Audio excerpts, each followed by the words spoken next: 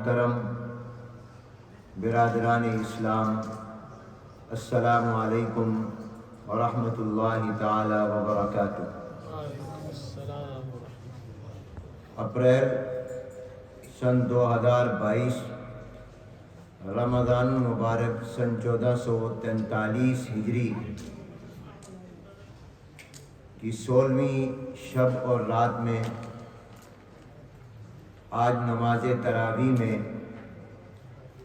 قرآن کریم کے 19ویں پارے کی تلاوت کی سماعت کا سننے کا ہم سب کو شرف حاصل ہوا۔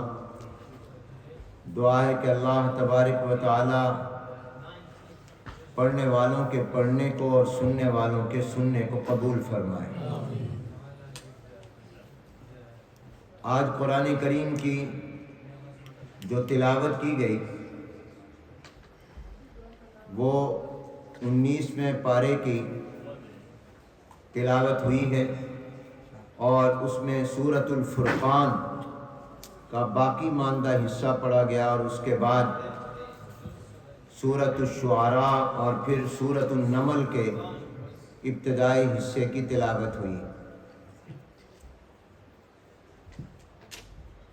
سٹارٹ میں ابتدا میں جس سورت کی تلاوت کی گئی اس کو سورۃ الفرقان کہتے ہیں۔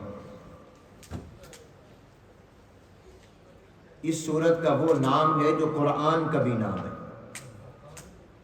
قرآن کریم کا نام جہاں قرآن ہے وہاں فرقان بھی ہے۔ قرآن کو قرآن اس لیے کہتے ہیں کہ وہ سب سے زیادہ پڑھی جانے والی کتاب ہے۔ قرآن کا معنی ہے سب سے زیادہ پڑھی جانے والی، اور یہ نام میں نے اور آپ نے یا کسی انسان نے یا نبی اور پیغمبر نے یا مخلوق نے نہیں رکھا، خود خالق نے رکھا ہے، خود اللہ تعالیٰ نے اس کا یہ نام رکھا ہے۔ بل ہوا قرآن مجید لو انزلنا ھذا القرآن، اور اللہ نے یہ نام اس لیے رکھا کہ اللہ تعالیٰ تو عالم ما کان و ما یکون، عالم الغیب ہیں، سب کچھ اللہ جانتے ہیں۔ تو اللہ کے علم میں یہ بات، علم ازلی اور ابدی میں یہ طے تھی کہ تورات کی تلاوت اتنی نہیں ہوگی، انجیل اور بائبل کو اتنا نہیں پڑھا جائے گا، زبور کو اتنا نہیں پڑھا جائے گا جتنا اس کتاب کو پڑھا جائے گا جو میں آخری نبی اور پیغمبر پر اتار رہا ہوں۔ اس لیے اللہ نے اس کا نام قرآن رکھا۔ یہ نام اللہ نے تورات کو نہیں دیا، حالانکہ وہ بھی تو اللہ نے اتاری، اسے لانے والے بھی جبرائیل علیہ السلام ہیں۔ یہ نام اللہ نے انجیل اور بائبل کو نہیں دیا، حالانکہ اس کے اتارنے والے بھی اللہ تعالیٰ ہیں، لانے والے جبرائیل ہیں، جن پر لا رہے وہ رسول ہیں۔ یہ نام اللہ نے زبور کو نہیں دیا، حالانکہ اس کے اتارنے والے بھی اللہ تعالیٰ ہیں، اور اس کو بھی لانے والے جبرائیل علیہ السلام ہیں، اور جس پر اتر رہا ہے وہ اللہ کے رسول ہے۔ لیکن ان کو یہ نام اس لیے نہیں دیا گیا کہ اللہ کے علم میں یہ تھا کہ سب سے زیادہ اس کتاب کو پڑھا جائے۔ چنانچہ آپ دیکھیے کہ رمضان میں قرآن نازل ہوا، تورات، انجیل بھی، زبور بھی، تمام آسمانی صحائف بھی رمضان میں نازل ہوئے، لیکن وہ جن رسولوں پر یا نبیوں پر نازل ہوئے صحائف یا کتابیں، ان کے ماننے والے، ان کے ماننے کا دعویٰ کرنے والی قومیں بھی آج دنیا میں موجود ہیں، لیکن وہ اپنے رسول پر اترنے والی کتاب کو رمضان میں پڑھتے ہوئے نظر نہیں آتے، مسلمان پڑھتے ہوئے نظر آ رہے ہیں۔ حالانکہ تورات بھی تو رمضان میں اتری، لیکن آپ دیکھیں کہ حضرت موسیٰ علیہ السلام کو ماننے کا دعویٰ کرنے والی قوم دنیا میں موجود ہے، لیکن کیا وہ اس منتھ میں آپ کو تورات پڑھتی نظر آتی ہے؟ اس طرح نہیں جیسے آپ پڑھتے نظر ہی نہیں آ رہے، اسی طرح باقی۔ لیکن قرآن کریم پڑھا جا رہا ہے، بلکہ میں یہ بات جو کہوں تو غلط نہیں ہے کہ جگہوں کے اعتبار سے، پلیس کے اعتبار سے سب سے زیادہ قرآن کریم پڑھا جاتا ہے دینی مدارس میں، جہاں پورا سال صبح سے شام تک، رات تک بچے قرآن کریم، بچیاں قرآن پڑھتے ہیں۔ ہم نے ایک مرتبہ اندازہ لگایا کہ ہمارے خیر المدارس ملتان، اس کی برانچوں میں ڈیلی کتنے قرآن کریم پڑھے جاتے ہیں اور ختم ہوتے ہیں۔ تو میں نے اساتذہ سے کہا کہ اندازہ لگاؤ، نماز فجر سے پہلے یا نماز فجر کے بعد وہ قرآن کی کلاسیں شروع ہو جاتی ہیں اور قرآن حفظ کرنے والے پڑھنے والے بچے پڑھنا شروع کر دیتے ہیں، نمازوں اور کھانے اور کھیل کے اور آرام کے وقفے کے ساتھ رات کو 10 بجے تک پڑھتے ہیں، تو کتنے ڈیلی قرآن ختم ہو جاتے ہیں۔ صرف ہم نے اپنے مدرسے میں اور اس کی برانچوں میں اندازہ لگایا تو ہمارے اساتذہ نے کہا کہ محتاط اندازے کے مطابق تقریباً 2 سے 2.5 ہزار قرآن ڈیلی ہمارے ہاں ختم ہوتے ہیں۔ یہ تو میں نے ایک، باقی آپ نے اندازہ لگایا۔ سب سے زیادہ قرآن کریم دینی مدارس میں پڑھا جاتا ہے، پورا سال اس کی تلاوت اور پڑھا جاتا ہے، نہ بازاروں میں، نہ گھروں میں، نہ اسکولز میں، نہ کالجوں میں، نہ یونیورسٹیوں میں، نہ اسمبلیوں میں، اسمبلیوں اور ایوانوں میں تو سوال ہی نہیں ہے، نہ عدالتوں میں اور کچہریوں میں، نہ کسی اور جگہ پر۔ سب سے زیادہ قرآن پڑھا جاتا ہے تو دینی مدارس میں پڑھا جاتا ہے ڈیلی، اور وہ ہمارے بر صغیر پاک و ہند میں لوگ گھروں میں بھی پڑھتے ہیں، اور پھر اس کے بعد مسجدوں میں پڑھا جاتا ہے۔ اور ٹائم اور زمانے اور وقت کے اعتبار سے اگر دیکھا جائے، یہ تو پلیس کے اعتبار سے ہے، تو سب سے زیادہ قرآن رمضان میں پڑھا جاتا ہے، کیونکہ رمضان اور قرآن کا آپس میں بڑا گہرا رشتہ اور ربط ہے، یہ نزول قرآن کا مہینہ ہے۔ تو اس کا نام قرآن بھی ہے کیونکہ یہ سب سے زیادہ پڑھی جانے والی کتاب ہے۔ اس کا نام فرقان بھی ہے، اور اس کا نام یہ فرقان اس لیے ہے کہ فرقان کہتے ہیں فرق کرنے والے کو۔ تو قرآن کریم کو جو پڑھتا اور سمجھتا ہے اس کو معلوم ہو جائے گا کہ قرآن کھول کھول کر بتا دیتا ہے کہ شرک کیا ہے، توحید کیا ہے۔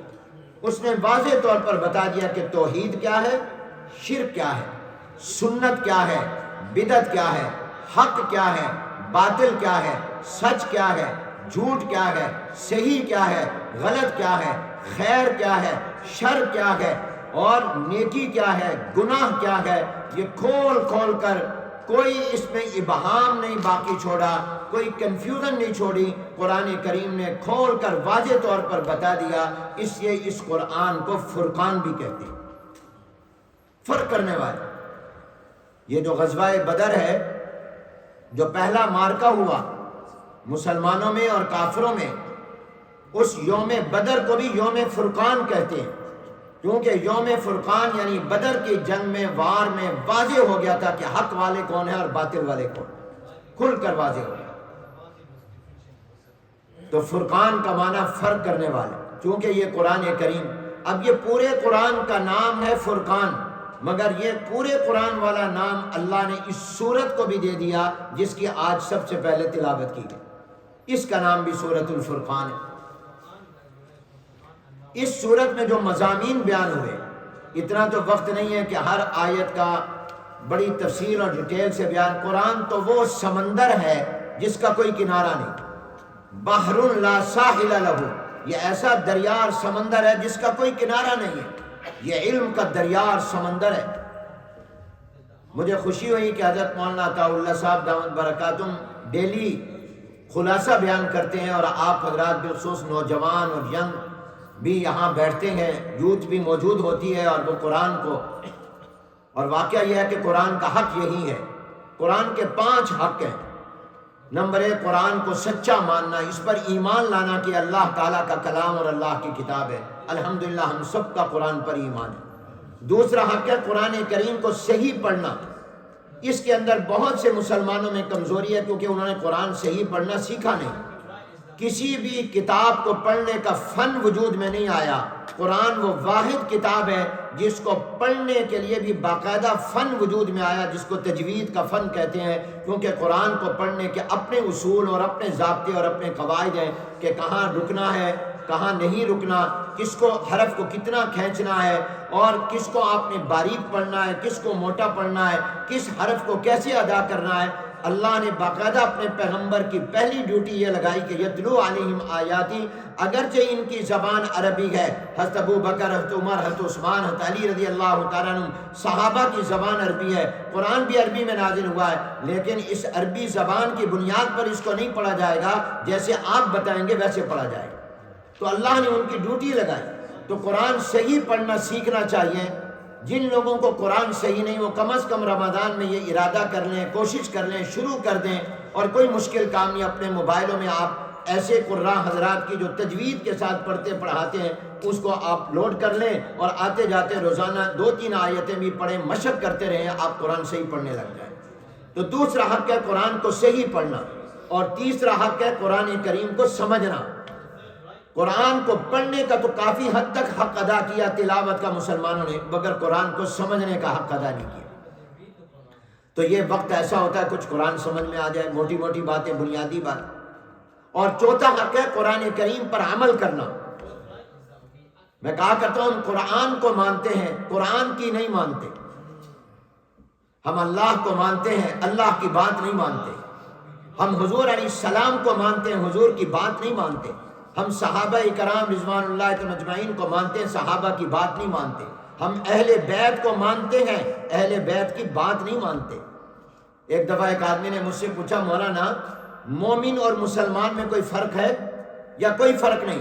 جس کو چاہو مومن کہہ دو، جس کو چاہو مسلمان کہہ دو۔ تو میں نے کہا نہیں، اس میں فرق ہے۔ فرق یہ ہے کہ مومن اس کو کہتے ہیں جو اللہ کو مانے، حضور علیہ السلام کو مانے، نبیوں کو مانے، قرآن کو مانے، آخرت کے دن کو مانے، تقدیر کو مانے، جس کا ایمان ہو، عقائد ٹھیک ہو، اس کو مومن کہتے ہیں۔ مسلمان اس کو کہتے ہیں جو اللہ کی مانے، حضور کی مانے، نبیوں کی مانے، صحابہ کی مانے، قرآن کی مانے، اس کو مسلمان کہتے ہیں۔ ہم مومن ہیں، مسلمان نہیں ہیں۔ مسلمان وہ ہوتا ہے جو فالو کرے، مسلمان اس کو کہتے ہیں جو فرما برداری کرے، مسلمان اس کو کہتے ہیں جو اطاعت کرے، تابعداری کرے۔ تو ہم مومن تو ہیں کہ اللہ کو مانتے ہیں، اللہ کی بات نہیں مانتے۔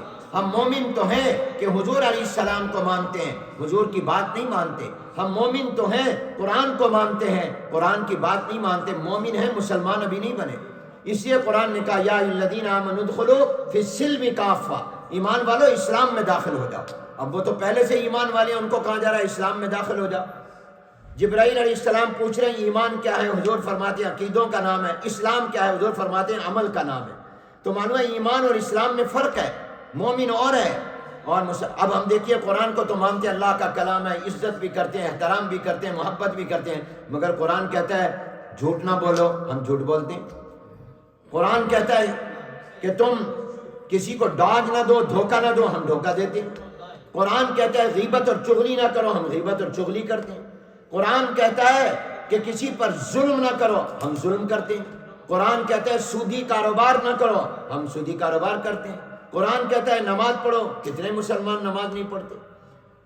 زکوٰۃ دو، کتنے مسلمان ہیں زکوٰۃ نہیں دیتے۔ تو ہم قرآن کو مانتے ہیں، قرآن کی نہیں مانتے، اس لیے ہم مومن تو ہیں، مسلمان نہیں۔ تو چوتھا حق ہے قرآن پر عمل کرنا، اور پانچواں حق ہے قرآن کریم پر عمل کرانا۔ اللہ نے آپ کو اپنے گھر میں اختیار دیا، آپ کو اللہ نے کہیں بھی اختیار دیا، جتنا بھی آپ کا اختیار ہے اس کے مطابق آپ قرآن پر عمل لوگوں کو کروائیں، اس کو نافذ کریں۔ اگر اللہ نے ریاست دے دی ہے تو یہ قرآن کے حق ہیں۔ تو الحمدللہ یہاں قرآن کو سمجھا جا رہا ہے۔ تو پہلی سورت جس کی تلاوت باقی ماندہ حصے کی ہوئی، اس کا نام فرقان ہے، کھول کھول کر اللہ نے بیان کیا۔ قرآن کریم کے مرکزی موضوعات چند ایک ہیں۔ نمبر 1 توحید ہے کہ قرآن کریم میں جگہ جگہ اللہ تعالیٰ نے یہ بتایا کہ میں تمہارا پیدا کرنے والا اکیلا ہوں، یہی میں تمہارا معبود ہوں، اور کسی کو تم عبادت اور سجدہ نہ کرو، صرف میری توحید پر، میری وحدانیت پر ایمان لاؤ۔ اور پھر اللہ نے مشرکین کے غلط عقائد کو بیان کیا ہے، شرک کی تردید کی ہے، اور اپنی توحید کی دعوت دیتے ہوئے اللہ نے اپنے احسانات، اپنے انعامات ذکر کیے ہیں۔ میں نے تمہیں پیدا کیا۔ اس حصے میں بھی کہا وَهُوَ الَّذِي خَلَقَ مِنَ الْمَاءِ بَشَرًا فَجَعَلَهُ نَسَبًا وَصِهْرًا، وہ اللہ، اس کو چھوڑ کر جا کر تم غیروں کو سجدے کرو، بتوں کو نفع نقصان کا مالک مانو، قبروں پر سجدے کرو، پیروں کو سجدے کرو، ان کے نام پر نظر و نیاز کرو۔ یہ کتنی غلط بات ہوگی کہ جس اللہ نے تمہیں پیدا کیا، جس نے تمہیں ماں باپ دیے، جس نے تمہیں سسرال دیا، تمہیں بیوی اللہ نے دی، تمہیں یہ رشتے مقدس عطا کیے، اور اللہ نے ایک پانی کے قطرے سے تمہیں پیدا کیا، اس اللہ کو جس نے تمہارے لیے میٹھے اور کڑوے پانی کے دریا چلائے، وَهُوَ الَّذِي مَرَجَ الْبَحْرَيْنِ هَذَا عَذْبٌ فُرَاتٌ، اور میٹھے پانی کڑوے پر غالب نہیں آتا، کڑوا میٹھے پر نہیں آتا۔ دنیا میں کتنی ایسی جگہیں ہیں جہاں مرج البحرین، دو دریا دو سمندر اکٹھے ہو رہے ہیں، مگر اللہ نے ایسی نظر نہ آنے والی دیوار کھڑی کر دی ہے کہ میٹھا پانی کڑوے میں نہیں آتا، کڑوا میٹھے میں نہیں آتا۔ تو اللہ تعالیٰ اپنی نعمتیں یاد دلاتے ہیں، احسانات دلاتے ہیں۔ تو قرآن کا اساسی بنیادی مرکزی ایک موضوع ہے اللہ کی توحید، کہ اپنے خالق پر مالک پر ایمان لاؤ، شرک سے بچو۔ دوسرا مرکزی موضوع ہے رسالت، کہ تمام نبیوں پیغمبروں کو سچا مانو، حضور علیہ السلام کو آخری اور سچا پیغمبر مانو۔ پھر اللہ نے باقی نبیوں کے واقعات اور قصے بھی بیان کیے۔ اور تیسرا قیامت، کہ تم نے مرنا ہے، پھر دوبارہ اللہ تمہیں قبروں سے اٹھائے گے اور ایک آخرت کا دن آئے گا۔ یہ تین بنیادی موضوع ہیں قرآن کریم کے، توحید، رسالت اور آخرت۔ یہ تین عقیدے بنیادی ہیں۔ جتنا قرآن کریم ہے وہ ان کے اندر آپ غور کر لیں تو کہیں اللہ اپنی توحید کی دعوت دے رہے ہیں، شرک کی رد کر رہے ہیں، کہیں اللہ تعالیٰ پیغمبروں کا ذکر کر رہے ہیں، حضور علیہ السلام کی رسالت کا ذکر کر رہے ہیں، اور کہیں اللہ تعالیٰ قیامت کا ذکر کر رہے ہیں۔ جو آج حصہ پڑھا گیا اس کے اندر بھی مرکزی موضوعات یہی ہیں، اور ان میں اللہ تبارک و تعالیٰ نے کئی انبیاء کے قصے اور واقعات بھی بیان کیے۔ حضرت صالح علیہ السلام کا قصہ بیان کیا، اسی طرح دیگر پیغمبروں کے قصے، حضرت لوط علیہ السلام، حضرت شعیب علیہ السلام، ان پیغمبروں، حضرت موسیٰ علیہ السلام کے واقعات بیان۔ قرآن کریم میں اللہ نے موسیٰ علیہ السلام کا تذکرہ کئی جگہ پر کیا ہے اور کثرت کے ساتھ کیا ہے، اور موسیٰ علیہ السلام کے معجزے کا ذکر بھی اللہ نے کئی جگہ کیا۔ ان کو دو بڑے اہم معجزے اللہ نے دیے، ایک یہ کہ وہ اپنے ہاتھ کو اپنے اس طرح بغل میں ڈالتے، اور جب بغل میں ڈال کر نکالتے تو جس طرح چاند چمکتا ہے ایسے وہ چمکتا تھا، ان کا ہاتھ روشن ہو جاتا تھا۔ یہ اللہ نے، جس کو ید بیضا کہتے ہیں، آپ چاند کو دیکھتے ہیں کتنی روشنی والا ہے۔ حضرت موسیٰ علیہ السلام اپنے ہاتھ کو یوں کرتے، نکالتے تو چاند کی روشنی چاند کی طرح وہ چمکتا تھا، یہ ید بیضا کہلاتا ہے۔ دوسرا معجزہ اللہ نے ان کو دیا کہ ایک لاٹھی دی، اس لاٹھی کو زمین پر ڈالتے وہ سانپ بن جاتا، اس کو اٹھاتے تو وہ لاٹھی بن جاتی، یہ معجزہ تھا۔ اور یاد رکھیے معجزے کے بارے میں، اللہ تعالیٰ نے ہر نبی اور پیغمبر کو جو معجزہ عطا کیا وہ اس زمانے اور وقت کے تقاضے کے مطابق دیا۔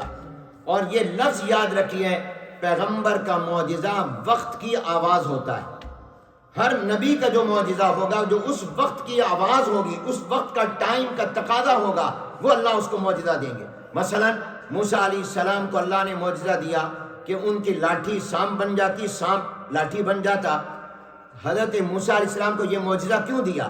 کیونکہ اس زمانے میں جادو کا بڑا عروج تھا، جادو کا فن بڑے شباب پر تھا، اور ہر گھر اور فیملی میں کوئی نہ کوئی جادو ضرور تھا، ہر گھر میں کوئی نہ کوئی۔ جیسے آج موبائل عام ہے، ہر گھر میں ہر ایک کے پاس موبائل ہے، اس زمانے میں جادو کا فن ہر ایک کے پاس تھا۔ کیا جادو تھا؟ کمال، ایسا جادو کہ آپ تصور نہیں کر سکتے۔ 100 سال کا بوڑھا بھی جادوگر، 15 سال کا جوان بھی جادوگر، بچے بھی جادو کا فن جانتے تھے، جوان بھی جانتے تھے، بوڑھے بھی جانتے تھے۔ ایک مرتبہ آپ ذرا اندازہ لگائیے اس زمانے میں جادو کا کیا عروج ہوتا تھا، شباب ہوتا تھا۔ ایک مرتبہ حضرت جبرائیل علیہ السلام انسانی شکل میں آئے زمین پر، اور حضرت موسیٰ علیہ السلام کے زمانے میں آئے، اور ان کی قوم کے بنی اسرائیل کے ایک بوڑھے سے ملے، اور اس بوڑھے کو کہا، بوڑھے میاں تم جادو کا فن جانتے ہو؟ اس نے کہا بالکل جانتا ہوں۔ کہا کیا دعویٰ ہے؟ کہا میں بہت بڑا جادوگر ہوں۔ کہا اچھا پھر اپنے جادو سے ذرا یہ معلوم کرو کہ یہ بتاؤ کہ کوئی فرشتے بھی مخلوق ہیں؟ اس نے کہا ہاں۔ ان فرشتوں کا کوئی بڑا اور سردار بھی ہے؟ ان سے کہا ہاں۔ کون ہے؟ کہا جبرائیل علیہ السلام۔ کہا اچھا ذرا اپنا جادو سے معلوم کرو کہ اس وقت جبرائیل کہاں ہے، اس وقت وہ کہاں ہے؟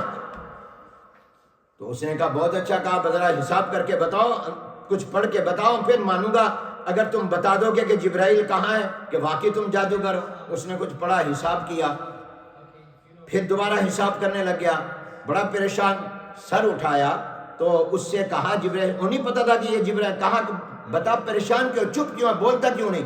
اس نے کہا میں نے حساب کیا ہے کہ جبرائیل آسمانوں پر ہے، تو میں نے حساب کیا وہ پہلے آسمان پر بھی نہیں، دوسرے پر بھی نہیں، تیسرے پر بھی نہیں، چوتھے، پانچویں، چھٹے، ساتویں پر بھی نہیں، سدرۃ المنتہا تک وہ آ جا سکتا ہے، اس پورے ایریے میں کہیں اس وقت جبرائیل نہیں ہے۔ پھر میں نے پریشان ہوا، وہ تو آسمانوں میں ہوتا، میں نے حساب کیا زمین کا، وہ زمین پر بھی آتے رہتے ہیں، تو کہیں زمین میں آیا ہوں، مشرق مغرب جنوب شمال، تو میں نے پورا حساب کیا، مجھے زمین پر بھی کہیں نظر نہیں آیا، روئے زمین پر نظر نہیں آیا۔ پھر میں نے فضا کا اندازہ لگایا کہ یہ زمین اور آسمان کے درمیان جو فضا ہے، اس کے درمیان میں کہیں جیسے ہوائی جہاز فضا میں اڑ رہا ہوتا ہے، وہ درمیان میں کہیں اڑ رہا ہو، تو فضا میں بھی نہیں ہے۔ تو میں نے آسمانوں پر چیک کیا، وہاں بھی اس وقت جبرائیل نہیں ہے۔ میں نے زمینوں پر چیک کیا، وہاں بھی نہیں ہے۔ میں نے فضا میں چیک کیا، وہاں بھی نہیں ہے۔ اس نے کہا پھر کیسے، کہاں گیا تیرا جادو؟ تو کہنے لگا نہیں، میرا جادو غلط نہیں ہو سکتا، یقیناً یا تو پھر تو جبرائیل ہے یا میں جبرائیل ہوں، یا تو جبرائیل ہے یا میں جبرائیل ہوں۔ وہ فضا میں نہیں، زمینوں پر نہیں، آسمانوں پر نہیں، تو یہاں ہوگا، اور وہ پھر یا تو ہوگا یا میں ہوں۔ آپ نے اندازہ لگایا کہ کتنا بڑا جادوگر تھے اس زمانے کے لوگ کہ اس نے پہچان لیا کہ یہ جبرائیل ہے، اور اس کا آئیڈیا ہو گیا کہ یہ جبرائیل ہے۔ وہ تو اس وقت آسمانوں پر بھی نہیں اور واقعتاً نہیں تھے، اور کہیں بھی زمینوں پر نہیں، وہاں بھی نہیں تھے، فضا میں بھی نہیں، وہاں بھی نہیں تھے۔ اس نے کہا یا تو جبرائیل ہے یا میں جبرائیل۔ یہ تھا اس زمانے میں۔ اب اللہ نے اس زمانے میں موسیٰ علیہ السلام کو نبی بنا، ان لوگوں سے منوانا ہے کہ یہ میرا نبی اور پیغمبر ہے۔ اب وہ کیسے مانے گی؟ اس قوم کو کیسے منوایا جائے، کیسے اس کو قائل کیا جائے، کیا نبی کو معجزہ دیا جائے جس کی وجہ سے لوگ اس کو قبول کر لیں؟ تو اللہ نے اس زمانے سے ملتا جلتا معجزہ دیا کہ ان کو وہ لاٹھی دے دی جو سانپ بن جاتی ہے، اور جو سانپ لاٹھی، کیونکہ اس زمانے میں جادوگر بھی یہ کرتے تھے کہ لاٹھیاں سانپ بنا دیتے تھے، ان کو اٹھا لیتے تھے تو وہ لاٹھیاں بن جاتی تھی۔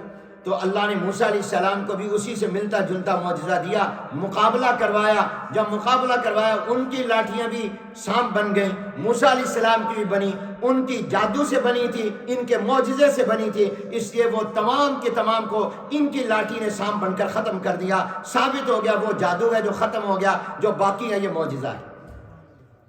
تو اللہ نے ایسا معجزہ دیا جو اس زمانے کے تقاضے کے مطابق تھا، تاکہ اس زمانے کے لوگ مان لیں کہ یہ نبی اور پیغمبر ہے۔ اگر جادو ہوتا تو یہ کبھی ہم پر کامیاب نہ ہوتے، ہمیں شکست نہ ہوتی، ہم کبھی بھی ناکام نہ ہوتے۔ معلوم ہوتا ہے یہ جادو نہیں ہے، یہ واقعی معجزہ ہے، اور یہ جادوگر نہیں ہے، یہ اللہ کا نبی ہے، یہ ان کی طرف سے نہیں ہے، اللہ کی طاقت ان کے ساتھ ہے۔ تو اللہ نے اس زمانے کے مطابق، اب حضرت عیسیٰ علیہ السلام جب دنیا میں آئے تو وہ میڈیکل کا دور تھا، وہ طب کا زمانہ تھا، اور اس زمانے میں ایسے ایسے علاج تھے کہ جس کا آپ تصور نہیں کر سکتے۔ یہاں تک علاج تھا کہ وہ لوگ مردے کو، وہ لوگ ایسی بیماریوں کا علاج کر لیتے تھے جن کو لوگ لا علاج کہہ دیتے تھے۔ بڑے بڑے طبیب تھے، ڈاکٹر تھے۔ اب اللہ نے عیسیٰ علیہ السلام کو نبی بنایا، اب ان سے منوانا ہے کہ یہ میرا نبی ہے، تو اس زمانے کے حالات کے مطابق معجزہ دیا۔ اللہ نے ان کو معجزہ یہ دیا کہ حضرت عیسیٰ علیہ السلام مردے کو زندہ کر لیتے اللہ کے حکم سے، وہ زندہ ہو کر بیٹھ جاتا۔ اس زمانے میں میڈیکل جتنے بھی عروج پر تھی، ایسی کوئی دوائی نہیں تھی جو مردے کو زندہ کر دے، وہ اللہ نے عیسیٰ علیہ السلام کو دیا۔ ایک آدمی مادرزاد پیدائشی نابینا ہے، ایسا کوئی میڈیکل کے پاس نسخہ نہیں تھا کہ وہ نابینے کو، مادرزاد نابینے، پیدائشی نابینے کو بینائی دے دے، آنکھوں میں روشنی آ جائے۔ اللہ نے عیسیٰ علیہ السلام کو معجزہ دے دیا، وہ آنکھوں پر ہاتھ لگاتے، نابینا بینا ہو جاتا۔ اور یہ کہ کوڑی کا مریض ہوتا، حضرت عیسیٰ علیہ السلام اس کو ٹھیک کر دیتے اللہ کے حکم سے۔ تو اللہ نے جب یہ ان کو معجزے دیے، وہ کہتے واقعی اگر میڈیکل یہ ڈاکٹر ہوتے یا حکیم تو ہمارا مقابلہ نہ کر سکتے، معلوم ہوتا ہے یہ نبی ہیں اور جو کچھ ان کے پاس ہے یہ معجزہ۔ اب حضور اکرم صلی اللہ علیہ وسلم کا دور اور زمانہ، میں شارٹ کرتا ہوں، حضور کا زمانہ اور دور آیا، تو حضور کا جو زمانہ آیا اور جو آنا تھا، یہ اللہ کے علم میں تھا کہ جو اب دور آ رہا ہے وہ پہلے تمام زمانوں سے بالکل ڈیفرنٹ، مختلف ہوگا۔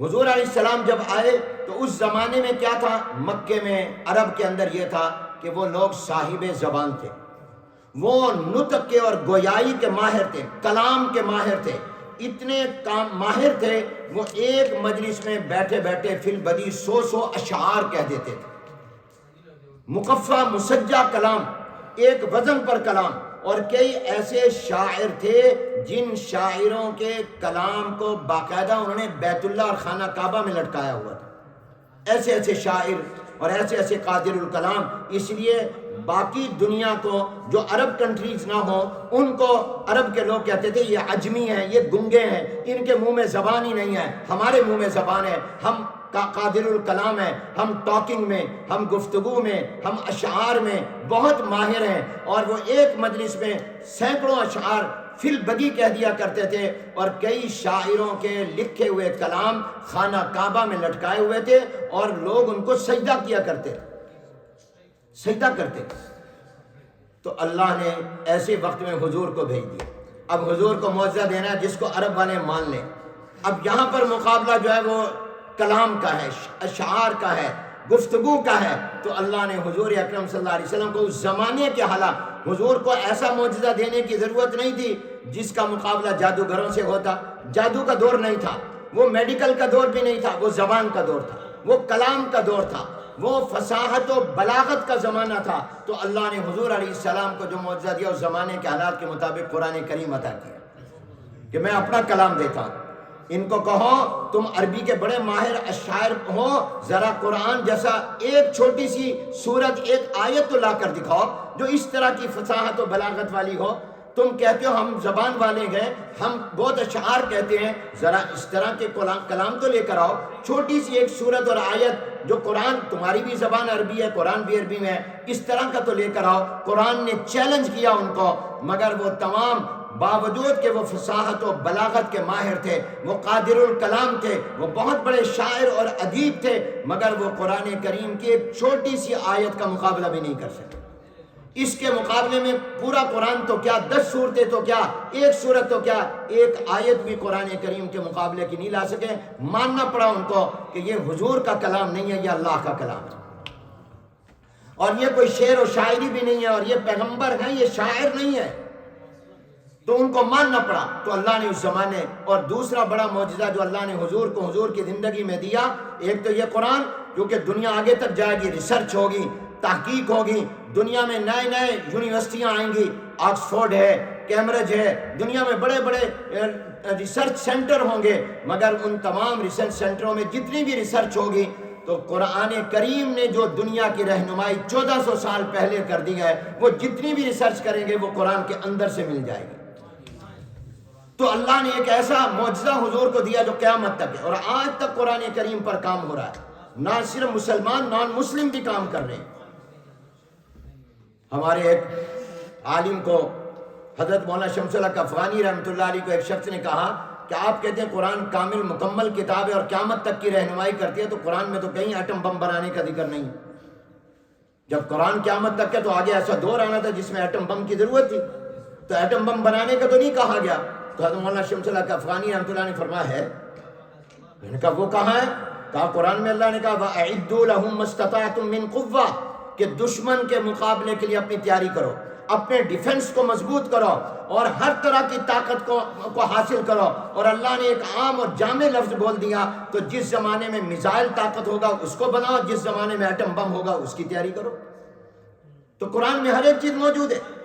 تو اللہ تعالیٰ نے ہمارے پر ایک بڑا معجزہ اللہ نے حضور کو کیا دیا، معراج کا۔ اللہ آسمانوں پر لے گیا، ملائے اعلیٰ پر لے گیا۔ یہ معجزہ کیوں دیا؟ یہ اس لیے دیا کہ اللہ کے علم میں تھا کہ آگے اب دنیا ترقی کرے گی، سائنس ترقی کرے گی۔ اب تک تو انسان زمین پر چلتا ہے، اونٹوں اور گھوڑوں پر سفر کرتا ہے، پھر یہ ترقی کرے گا۔ اللہ کے علم میں تھا، ہمارے علم میں تو نہیں تھا۔ 1400 سال پہلے اونٹوں پر سواری کرنے والا، گھوڑوں پر سواری کرنے والا ایک دور آئے گا جب یہ ہوائی جہازوں میں اوپر بھی اڑے گا، جب یہ فضاؤں میں بھی سفر کرے گا، جب یہ دعویٰ کرے گا کہ میں چاند تک گیا ہوں۔ تو اس زمانے میں کوئی یہ نہ کہے کہ ہم وہاں چلے گئے جہاں کوئی نبی نہ جا سکا۔ تو آخری نبی کو اللہ آسمانوں پر ملائے اعلیٰ پر لے گیا اور سب سے اوپر لے گیا، تاکہ سائنس جتنی بھی ترقی کرے گی وہ تمام میرے محمد کے قدموں کے نیچے ہی رہے گی، وہ میرے محمد کے قدموں کے نیچے۔ جتنی آپ اڑ لیں، جتنی آپ ترقی کر لیں، آپ آسمان پر نہیں جا سکتے۔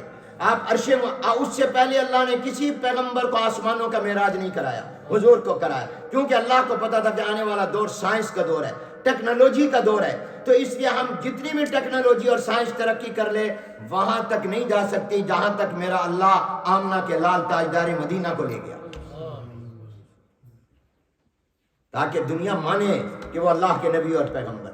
تو ہر نبی کو اللہ نے معجزہ دیا، اس کے حوالے اس کے اعتبار سے دیا، اور اس میں حضرت صالح علیہ السلام کے معجزہ کا ذکر ہے، ان کو اللہ نے اونٹنی دی، ناقۃ اللہ، ساری اونٹنیاں اللہ کی ہیں۔ اس کو کیسے؟ کئی معجزے اللہ نے پیغمبروں کو دیے ان پیغمبروں کی قوموں کی فرمائش کے مطابق، اور کئی اللہ نے دیے اپنی طرف سے خود، بعض ایسے بھی دیے، بعض دیے بعض نہیں دیے، بعض فرمائشی معجزے اللہ نے دیے بعض نہیں دیے۔ بعض نے یہ کہا تھا کہ جناب ہمارے پاس فرشتہ ہے، ہم سے آ کر باتیں کرے، اللہ خود آ کر ہم سے کہے کہ یہ میرا نبی ہے، خود ہم سے آ کر بات کرے۔ تو کچھ اللہ نے فرمائشی معجزے دیے، کچھ نہیں دیے۔ جو نہیں دیے اللہ کہتا ہے میں دے دوں گا، پھر ان کو باقی نہیں رکھوں گا اگر نہیں مانیں گے تو۔ شروع میں کہا وقال الذین لا یرجون لقاءنا لولا انزل علینا الملائکۃ نرى ربنا لقد استكبروا فی انفسهم واتوا عتوا کبیرا۔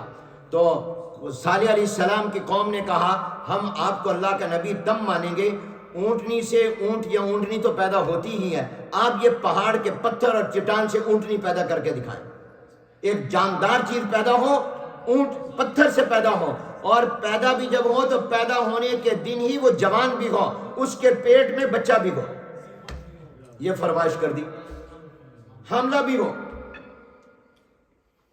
یہ اللہ نے صالح علیہ السلام سے جب قوم نے کہا، انہوں نے اللہ سے درخواست کی اللہ کے لیے کیا مشکل ہے، جو اللہ اونٹنی سے اس کا بچہ پیدا کر سکتا ہے وہ قادر ہے کہ وہ پہاڑ سے بھی پیدا کر دے۔ اس نے آدم علیہ السلام کو بغیر ماں باپ کے پیدا کیا، حضرت عیسیٰ علیہ السلام کو بغیر باپ کے پیدا کر دیا، وہ تو قادر ہے۔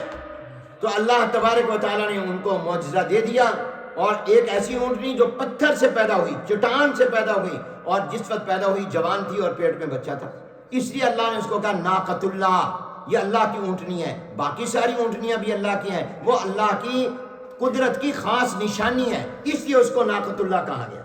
یہ نہیں کہ باقی میں نے اور آپ نے پیدا کی ہیں، وہ بھی اللہ نے پیدا کی ہیں۔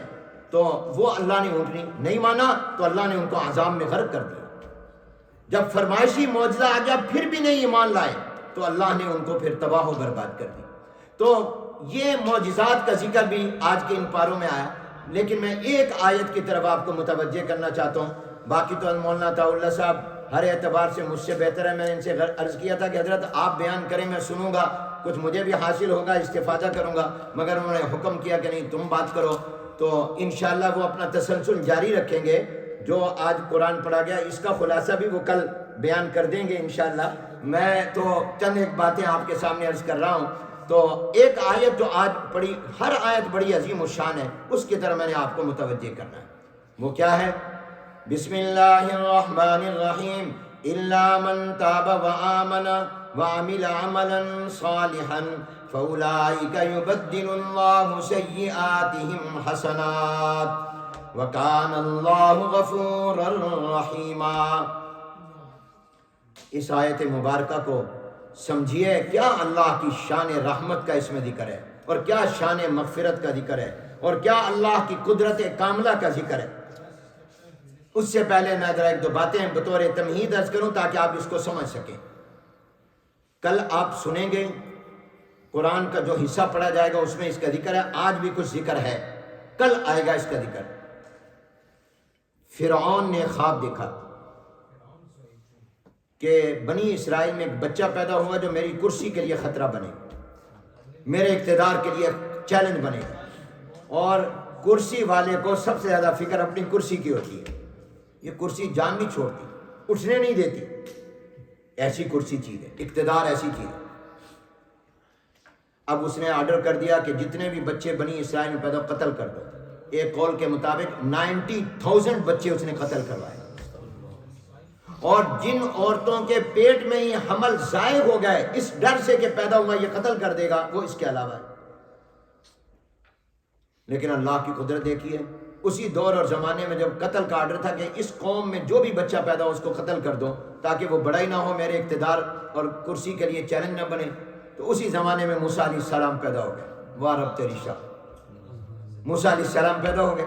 اب موسیٰ علیہ السلام کی اللہ نے حفاظت کرنی ہے کہ یہ قتل نہ، کیونکہ اللہ نے ان کو نبی بنانا ہے۔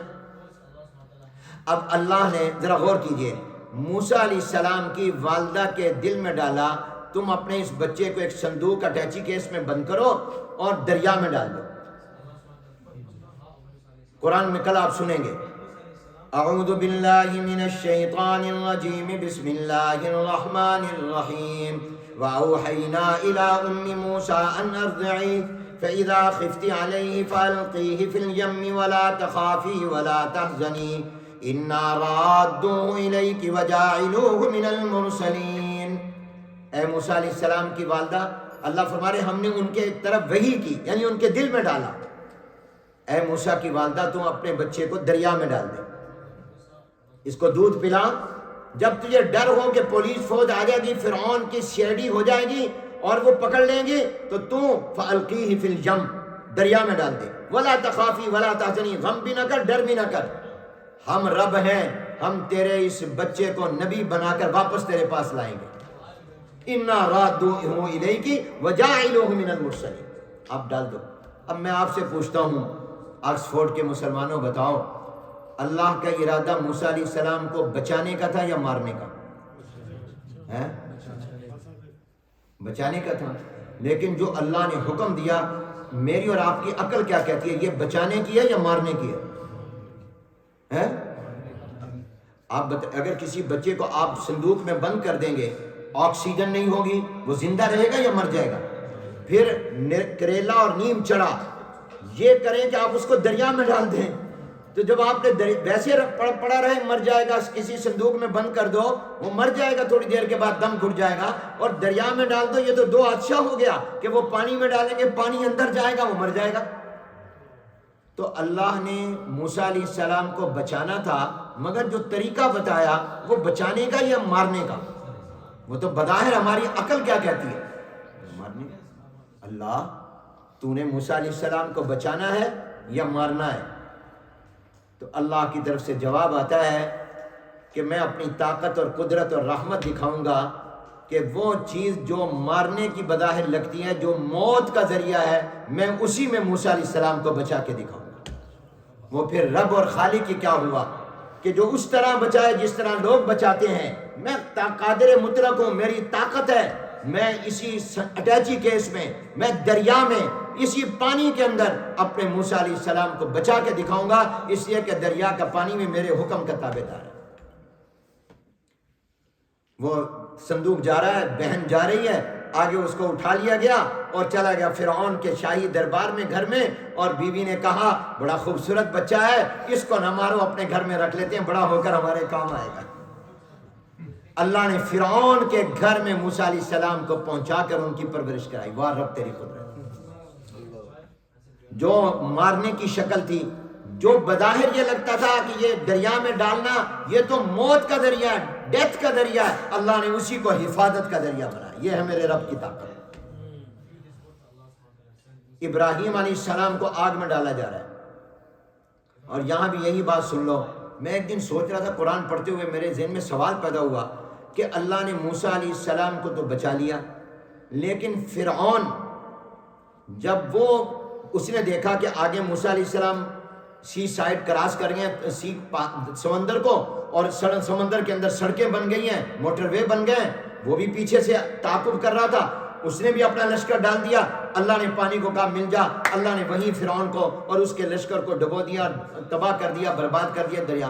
تو میں سوچ رہا تھا کہ اللہ نے فرعون کو مارنا ہی تھا تو کسی اور طرح مارتے، پانی میں لا کر کیوں مارا؟ تو میرے ذہن میں جواب آیا، اس لیے اللہ نے ایسا کیا کہ کوئی ہسٹری پڑھے گا، قرآن پڑھے گا تو اس کو معلوم ہوگا کہ اللہ کتنی طاقت والا ہے کہ دریا کے اندر موسیٰ کو بچایا اور دریا کے اندر ہی فرعون کو تباہ کیا۔ یہ اس کی قدرت ہے، وہ جس کو چاہے وہ بچائے، جس کو چاہے اسی میں تباہ کر دے، تاکہ اللہ کی رحمت اور قدرت کے فرما بردار جو ہوگا، اللہ پانی کو بھی اس کے لیے بچانے کا ذریعہ بنا دے گا، جو نافرمان ہوگا اللہ اس کو پانی میں ڈبو دے گا۔ فرعون کو وہیں ڈبویا اللہ، پانی کے اندر ہی مارا، اور موسیٰ کو وہیں بچایا اللہ نے پانی۔ ابراہیم علیہ السلام کو آگ میں ڈالا جا رہا ہے، بور تو نہیں ہو رہے؟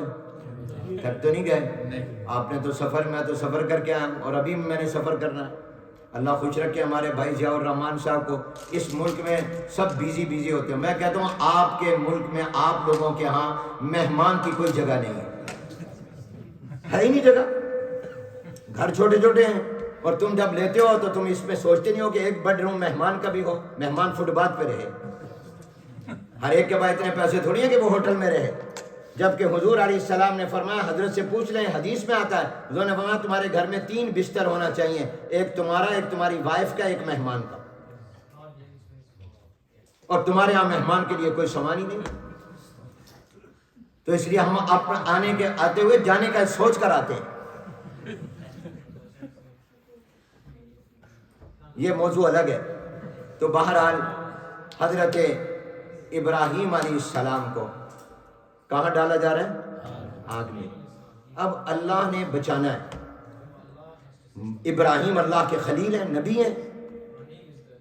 اب میری اور آپ کی عقل یہ کہتی ہے کہ جب آگ ہے تو اس کے بچانے کا طریقہ یہ تھا کہ اللہ فوراً کہتے جبرائیل علیہ السلام کسی فرشتے کو جاؤ، جا کر حضرت ابراہیم کو اٹھا کر آسمانوں پر لے آؤ، نہ وہ زمین پر ہوں گے نہ لوگ آگ میں ڈال سکیں گے۔ یہ طریقہ یہ نہیں اللہ نے کیا۔